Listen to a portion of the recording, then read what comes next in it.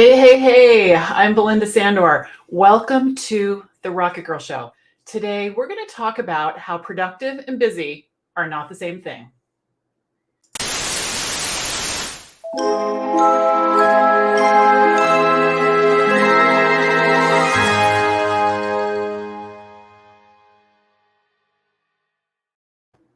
Hey, everybody, welcome to the RocketGirl Show. I'm your host, Belinda Sandor, and this is a weekly show, and we air every Thursday at 10 o'clock a.m. Eastern, talking about how to get your VA business ready for blast off.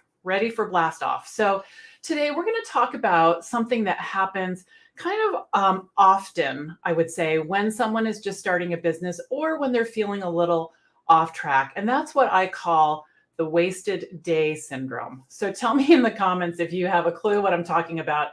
The wasted day syndrome, right? Where you get to 5 o'clock and you think, oh, I've been so busy, but you're not really sure what you've been doing, or you haven't spent any time moving the needle in your business towards new clients, getting work, things like that, right? So let's dive into that a little bit today. So first, we all have to acknowledge that productive and busy might feel the same, but they're not the same. And if we're not deliberate in our planning, it's easy to get off track. It's easy to get discouraged too. It's easy to feel like we keep trying to move forward and we're not getting anything done.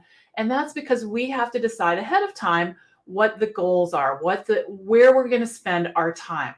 So if you have been around me for a couple of minutes, you know that I'm a big fan of definition. So let's look at the definition of productivity. And while we do, let's say hello to a few people. So Magdalene is here. Hello. Frederica is here. Yes, so true. I know. It's just so easy, especially when you're working from home, to have some, guidelines in place so that we know what we're trying to accomplish. So as you see here, productivity is a measure of efficiency of a person, machine, factory, system, etc., converting inputs into useful outputs. I love that. It totally speaks to the geek in me. So let's think about useful outputs. So outputs that are going to get you closer in your business, okay? So getting all your contacts in one place so that you can keep in touch with them and generate business, that's a useful output, okay? Organizing your files or, spending 2 hours on your about page on your website just to get everything exactly, specifically perfect, not so much a useful output. And it's easy to get lost in those and to elevate the importance of things like that even when your website is in perfect shape, if your contacts aren't all together, you're not going to be able to let anyone know about your business. So you want to think about productivity, not only in terms of what you're doing, but the order of the work. What's more important? All right. So let's say hello to a couple more people. Hello, Paul. Thank you for joining us. Hello, Tammy. Hello. Awesome. Okay. So let's dive into some productivity tips that have really made a difference for me in creating a 6-figure virtual assistant business. Okay. So tips to stay focused. Okay. You want to make your workspace efficient. And what I mean by that is you need a dedicated workspace. We've talked about that before. So you need a place where you can just sit down and work. Now, often I've heard the office in a home is the place where the stuff gets stuck. Like, we don't want that in the living room. Let's put it in the office. We don't want that in the basement. Let's just put it in the office. So you want to make sure that that's not what's happening to you. You want to have your desk be clear of clutter, and you want to have, the floor picked up. And if you have some piles, make sure they're neat so that when you walk in your office or your dedicated workspace, you think, this is lovely, not, I need to get, move some things, because that can really take our energy. And a lot of what makes us productive versus busy is our energy, what we're focusing on. So really think about that. So let's see what Stephanie says. Stephanie says, I have to say I'm great at productivity, but with ADHD brain chemistry and autistic traits, if something changes, it can be destructive, blessing and a curse. Yes. So yes, you need to absolutely have a plan, right? All of us do. We all have different levels of brain chemistry for sure. Rosemary, brilliant tips. Thank you. Thank you. Hello, Teresa. Hi, Teresa. Hello, hello, hello, and hello to you as well. Yay. Okay. All right. So make your workspace efficient. And sometimes that just means gathering all the stuff and putting it on the dining room table and then figuring it out there so that your space is clear immediately. You can get to that productive work and then later on figure out all the stuff. Okay. The next thing I want you to think about is keeping your digital life organized. Your digital life are your files, your logos, your checklists, all of that, and keeping your clients' work organized. Really, really important, because if you're looking for something and you can't find it, not only is it really discouraging and maddening and just a total energy suck, it wastes time. And when you're a VA, you want to be as billable as much as possible when you're working, for clients. So you want to make sure that you think about that ahead of time and create a folder that's called clients, and then have a folder under that for each one of your clients by name, and then organize the files even further using subfolders there. Really, really important to do that. Really important. And it takes, if you haven't done that, that is worthwhile to do. But at the same time, I want you to do that more on downtime versus prime time, where your brain is sharp and you could be collecting those contacts and getting in touch with people, writing newsletters. Okay. All right. All right. I want you to use calendar blocking. And what I mean by that is on Friday, as I close up for the week, I take some time to look at the upcoming week, right? I take some time to look at that. I schedule the work I know I already need to do, and I decide which days and when I'm going to be at my desk. So that way I'm not doing it on the fly, right? I'm blocking my calendar. I'm saying, okay, I have a meeting here. I'm, going to run, or I have a doctor's appointment here, so I need to block the time to drive there. Really map out your week. And I find that it reduces stress so much when I do this versus, holy cow, it's Monday at 3. I've been fooling around all day. I don't know what I'm doing. What should I work on?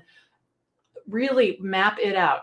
During this time, I'm going to work on getting my contacts together. During this time, I'm going to write my newsletter, during this time.